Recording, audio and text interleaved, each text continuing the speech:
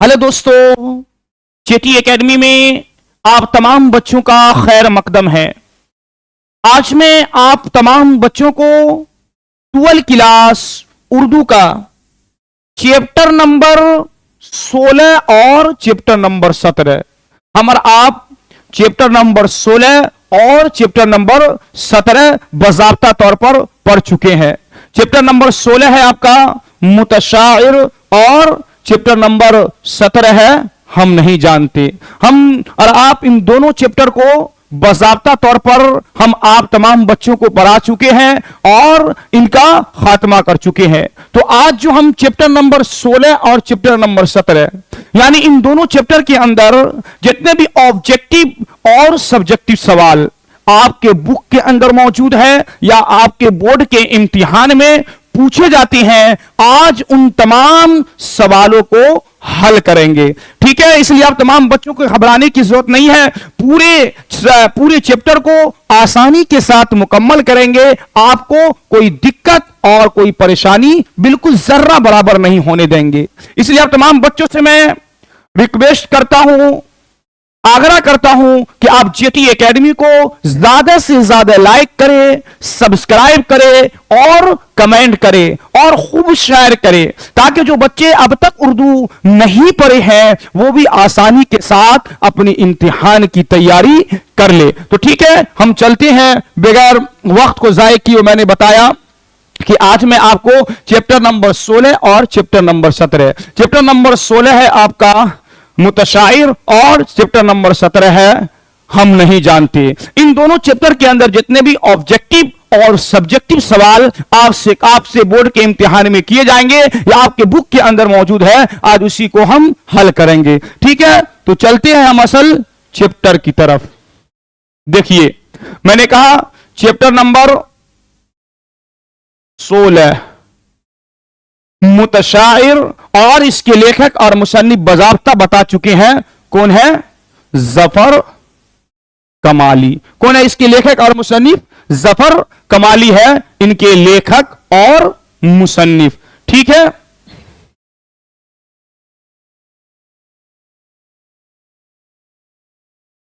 तो इसके लेखक और मुसन्निफ जफर कमाली है। सबसे पहले हम ऑब्जेक्टिव को हल करेंगे, उसके बाद सब्जेक्टिव को हल करेंगे। तो देखिए, सबसे पहला ऑब्जेक्टिव आपका क्या है? मुतशाहिर की नज़्म में गमखार कौन है? हम बता चुके हैं मुतशाहिर के बारे में कि मुतशाहिर किसे कहा जाता है। पूछ रहे मुतशाहिर के नाम में मुतशाहिर के नज़र में गमखार कौन है? अफसाना निगार, पैरोडी निगार, कसीदा निगार या मसनबी निगार। मैंने बता चुका है मुतशाइर किसे कहते हैं, बनावटी शेर को। आगे आपके ऑब्जेक्टिव में भी आएगा। तो मुतशाइर की नजर में गमखार कौन है, यानी मुतशाइर किससे खुश होते हैं, किसको अपना खैर खा बनाते, वही पूछ रहे हैं। अफसाना निगार, पैरोडी निगार, कसीदा निगार या मसनबी निगार। तो मुतशाहिर की नजर में गमखार कौन है? पैरोडी निगार, जो इनको पैरोडी दे दे, यानी ऑप्शन बी आपका सही है। ठीक है, दूसरा ऑब्जेक्टिव देखिए, मुतशाहिर किस तरह की नज्म है, यानी जो मुतशाहिर है ये नज्म पूछ रहे इसके बारे में, ये किस तरीका का नज्म, मज़ाहिया है या मदहिया है, किस किस्म का नज्म है। देखिए, मदहिया, हुजूमिया, जरीफाना या संजीदा। तो मुतशाहिर किस तरह की नज्म है? मुतशाहिर है ये जरीफाना नज्म, ऑप्शन सी आपका सही है। ठीक है, अब तीसरा देखिए,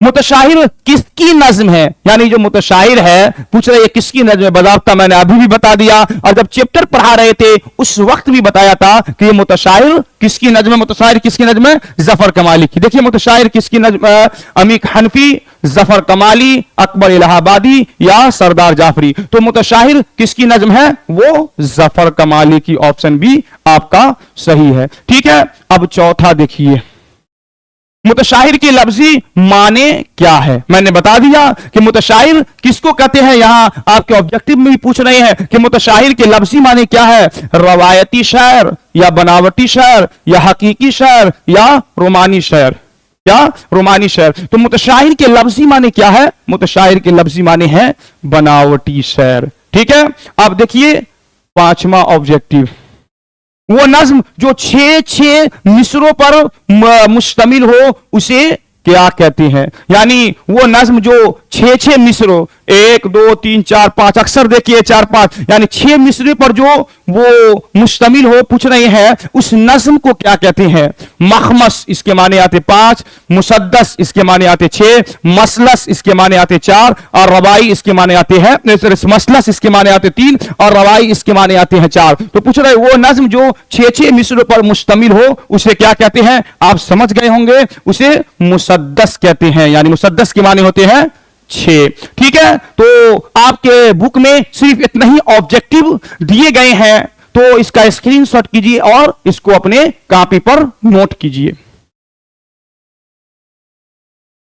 अब हम आगे चलते हैं। आप मुख्तसर तरीन सवालात मा जवाबात, यानी अब ये जो है पूछ रहे हैं आपके बोर्ड के इम्तिहान में 2 नंबर के सवाल आपसे इसी तरीके से किए जाएंगे, मुख्तसर तरीन सवालात। वो जो बताए ऑब्जेक्टिव वो कहते हैं मुख्तसर, और ये हो गया आपका मुख्तसर तरीन सवालात। तो देखिए मुख्तसर तरीन सवालात जो 2 नंबर के सवाल है, सबसे पहला क्या है? मुतशाइर। मुतशाइर के लफ्जी माने क्या है? मैंने ऑब्जेक्टिव में भी बता दिया और इसी तरह ही बता दिया। मुतशाइर के लफ्जी माने क्या है? निराला असर। मुतशाइर के लफ्जी माने क्या है? मुतशाइर के लफ्जी माने है बनावटी शायर। क्या है? इनके लफ्जी माने है बनावटी शायर। अब दूसरा देखिए क्या है? निराला असर मुतशाइर के किस चीज में है? यानी निराला असर, बेहतरीन असर मुतशाइर के किस चीज में है? तो क्या होगा इसका सही उत्तर? तो मुतशाइर की बटर और मक्खन में है निराला असर। यानी मुतशाइर जो इसको पैरोडी दे दे या तस्मीर दे दे, उसको खूब मटर और मक्खन लगाते हुए पूछ रहे निराला असर मुतशाइर की किस चीज में है? तो मुतशाइर के बटर और मक्खन में है। ठीक है, अब तीसरा देखिए। मुतशाइर भले ही शेर नहीं कहता हो, लेकिन वो किस बात पर मुतमईन है? मुतशाइर तो खुद अपने से शेर नहीं कहता, बल्कि बनावटी शेर किसी के पैरोडी चुराकर या किसी को रुपया पैसा चपलूसी कर उसे नज्म लेकर वो नज्म गाते हैं। कहते मुतशाइर भले ही शेर नहीं कहता, लेकिन वो किस बात पर मुतमईन है? शोहरत और नामो नमूद पर मुतमईन है। बहुत सारे देखे होंगे, बहुत अच्छे अच्छे टीचर होते हैं, बहुत बेहतरीन से पढ़ाते हैं, लेकिन फिर भी उसका नौकरी और कहीं नहीं लगता, बजते इसी तरह भौंकते रहते हैं। और जो बिल्कुल ज़हन होते हैं, जिसको पढ़ाने का बिल्कुल अच्छे तरीके से तरीका और सलीका नहीं, लेकिन फिर भी वो टीचर, वो सरकारी नौकरी है, स्कूल में पढ़ा रहे हैं, हाई स्कूल में पढ़ा रहे हैं, मिडिल स्कूल में पढ़ा रहे हैं। वो वही कहते हैं मुतशाहिर भले ही शेर नहीं कहता, लेकिन वो किस बात पर मुतमईन है? शोहरत और नामो नमूद पर मुतमईन है। जहां जाता आदमी की चापलूसी करता है और अपनी बाबाही लूट लेता है। ठीक है, देखिए अब चौथा क्या है? इस काम से मुतशाहिर कभी नहीं थकता।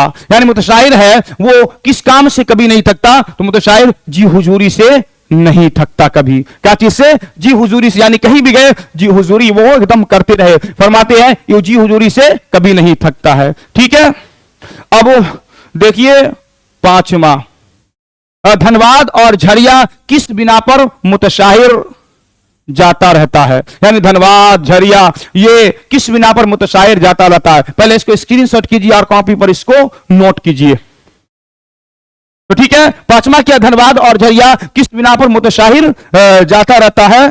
तो देखिए चापलूसी की बिना पर मुतशाहिर धनबाद और झरिया जाता रहता है। यानी लोगों की खूब चपलूसी करता है, तो बहुत दूर दूर हर एक सूबा और जिला से मुतशाहिर को बुलाया जाता है कि आप इस प्रोग्राम में शिरकत कीजिए, आप इस प्रोग्राम में शिरकत कीजिए। सिर्फ और सिर्फ चपलूसी करता है, तो चपलूसी की बिना पर मुतशाहिर धनबाद और झरिया जाता रहता है। आगे देखिए, मुतशाहिर का यार कौन है? यानी मुतशाहिर का यार यानी मुतशाहिर का दोस्त कौन है? तो तज़मीन लिखने वाले मुतशाहिर का यार है। तज़मीन जो इसको लिखकर, नज्म जो इसको लिखकर दे दे, वो मुतशाहिर का यार है। ठीक है, अब देखिए सातवां, मुतशाहिर की नजर में गमखार कौन है?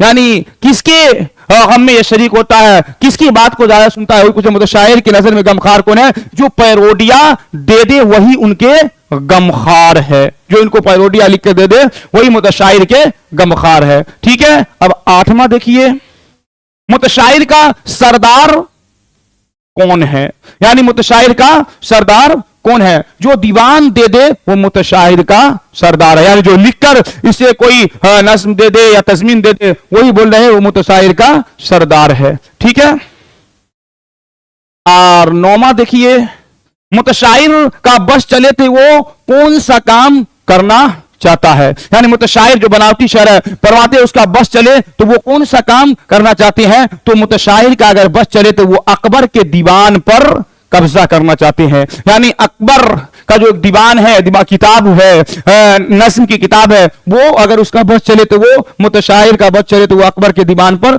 कब्जा जमा लेना चाहता है। ठीक है, अब 10वां ऑब्जेक्टिव देखिए, सब्जेक्टिव।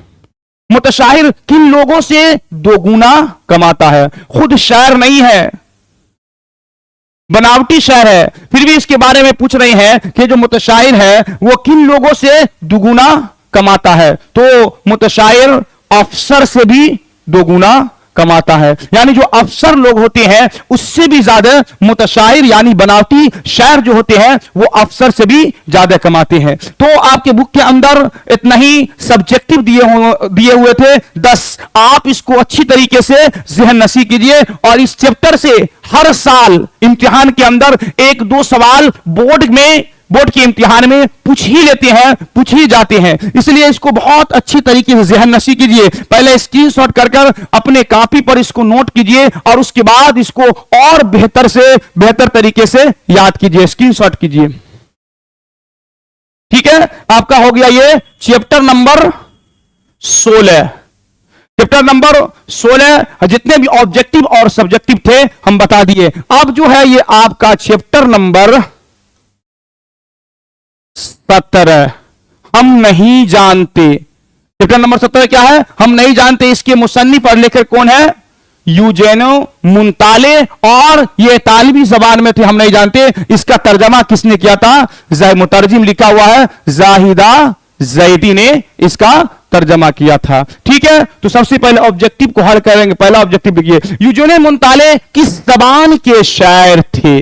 यानी यूजेनो मुंताले जो है पूछ रहे हैं ये किस जबान के शायर थे? इतालवी जबान, फ्रांसीसी जबान, रूसी जबान या अंग्रेजी जबान? तो यूजेनो मुंताले किस जबान के शायर थे? वो इतालवी जबान के शायर थे। ऑप्शन ए आपका सही है। ठीक है, दूसरा देखिए, नज्म हम नहीं जानते का उर्दू तर्जमा किसने किया? यानी हम नज्म जो है हम नहीं जानते पूछ रहे उसका उर्दू तर्जमा किसने किया? मैंने बता दिया जाहिदा जैदी इसके मुतरजिम यानी इन्होंने उनका तर्जमा किया। अली सरदार जाफरी, जफर कमाली, वाहिद नजीर या जाहिदा जैदी ने? तो हम नहीं जानते का उर्दू तर्जमा किसने किया? जाहिदा जैदी, यानी ऑप्शन डी आपका सही है। ठीक है, अब देखिए तीसरा, यूजेनो मुंताले किस सदी के शायर थे? यूजेनो मुंताले जो है पूछ रहे हैं किस सदी के शायर थे?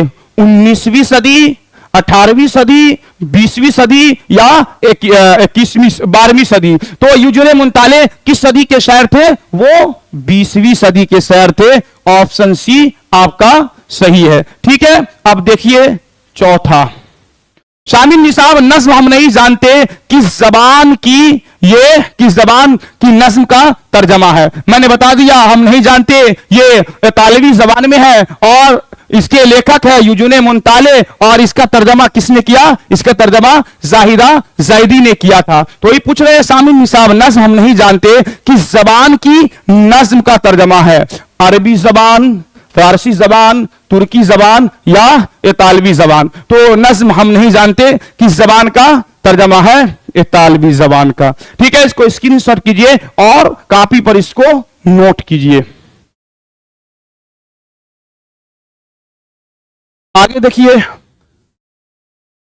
पांचवा, जेल में किस शायर को नोबेल इनाम से नवाजा गया था। यानी जेल में किस शायर के नोबेल इनाम से नवाजा गया था? अली सरदार जाफरी, यूजेनो मुंताले, मीर अनिस या अकबर इलाहाबादी। तो जेल में किस शायर को नोबेल इनाम से नवाजा गया था? वो यूजेनो मुंताले को नवाजा गया था। ऑप्शन बी आपका सही है। अब देखिए छठा, नज्म हम नहीं जानते किसकी नज्म है। हम नहीं जानते किसकी नज्म है, बजाता मैं बता दिया किसकी ये नज्म है। अकबर इलाहाबादी, जफर कमाली, यूजेन मुंताले, जहीदा जैदी। तो नज्म हम नहीं जानते किसकी नज्म है, वो यूजेन मुंताले की। ऑप्शन सी आपका सही है। आपके बुक में सिर्फ इतना ही ऑब्जेक्टिव पूछे गए हैं, आप इसको स्क्रीनशॉट कीजिए और अपने कॉपी पर इसको नोट कीजिए। ठीक है, अब हम मुख्तसर तरीन यानी सवालात में जवाब, आप इनको सब्जेक्टिव को अब हम करेंगे। जो 2 नंबर के सवाल आपके बोर्ड के इम्तिहान में पूछे जाते हैं वो आपके बोर्ड पर है, अच्छी तरीके से इसको अपने ज़हन नशी करें। तो देखिए सबसे पहला क्या है, यूजेनो मुंताले किस सदी के शायर थे? यानी यूजेनो मुंताले किस सदी के शायर? मैंने बता दिया यूजेनो मुंताले 20वीं सदी के ये शायर थे। ठीक है, अब दूसरा देखिए, यूजेनो मुंताले का पहला शायरी मजमुआ कब शाये हुआ? यूजेनो मुंताले का पहला शायरी मजमुआ कब शाये हुआ? तो उनका पहला शायरी मजमुआ 1951 में 1915 में शाये हुआ। कब हुआ? 1915 में उनका पहला शायरी मजमुआ शाये हुआ। अब तीसरा देखिए, शामिल निसाब नज्म हम नहीं जानते का तर्जमा किस जबान से किया गया है? बजाता तब मैंने बता दिया आपको, इतालवी जबान से इसका तर्जमा किया गया है। ठीक है, चौथा देखिए, नज्म हम नहीं जानते का उर्दू तर्जमा किसने किया?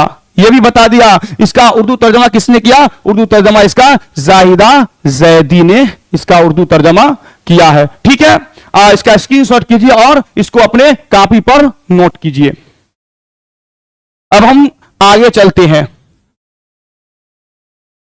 छठा, जिससे तराशा गया किस्सा जिंदगी का बदन, ये मिसरा नज्म हम नहीं जानते से माखूज है या नहीं? यानी कह रहे हैं जिससे तराशा गया किस्सा जिंदगी का, पूछ रहे ये जो है मिसरा ये नज्म हम नहीं जानते में है या नहीं है? वही बता रहे हैं, जिससे तराशा गया किस्सा जिंदगी का बदन, ये मिसरा नज्म हम नहीं जानते से माखूज है, यानी हम नहीं जानते में ये मौजूद है। ठीक है, सातवां देखिए, ये नज्म किस हैयत में लिखी गई है? कौन सा नज्म? यानी नज्म हम नहीं जानते हैं, उस नज्म के बारे में पूछ रहे हैं कि नज्म किस हैयत में लिखी गई है। तो ये नज्म एक आजाद नज्म की हैयत में लिखी गई है। किस हैयत में लिखी गई है?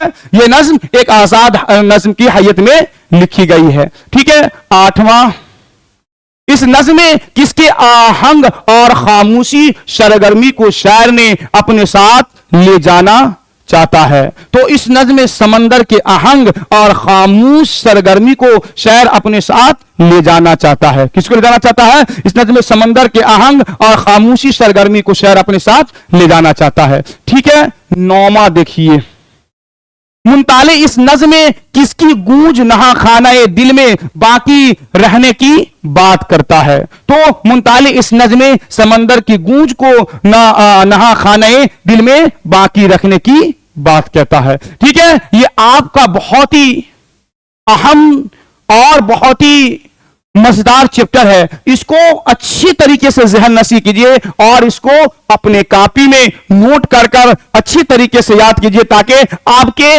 आने वाले बोर्ड के इम्तिहान में कोई परेशानी और दुश्वारी ना हो। तो स्क्रीनशॉट कीजिए और इसको कॉपी पर नोट कीजिए। ठीक है, तो चैप्टर 16 और चैप्टर 17, इन दोनों चैप्टर के अंदर जितने भी ऑब्जेक्टिव और सब्जेक्टिव सवाल थे उसे मैंने बता दिया, और जो बोर्ड के इम्तिहान में पूछे जाते हैं अक्सर जो मैंने बताया, इन्हीं तमाम सवालों में से आपके बोर्ड के इम्तिहान में अक्सर सवाल किए जाते हैं। तो मैंने दोनों चैप्टर का खात्मा किया। आप तमाम बच्चों से आखिरी में ये आग्रह करते हैं, रिक्वेस्ट करते हैं कि आप तमाम बच्चे हमारे जेटी एकेडमी को ज्यादा से ज्यादा लाइक करें, सब्सक्राइब करें, कमेंट करें और अपने उन साथी के पास शेयर करें जो अब तक उर्दू नहीं पढ़े हैं, ताकि वो भी कुछ पढ़कर बोर्ड के इम्तिहान में इम्तिहान देकर अच्छे नंबर से कामयाबी हासिल करें। आज के लिए इतना ही। अस्सलामु अलैकुम व रहमतुल्लाहि व बरकातुहू।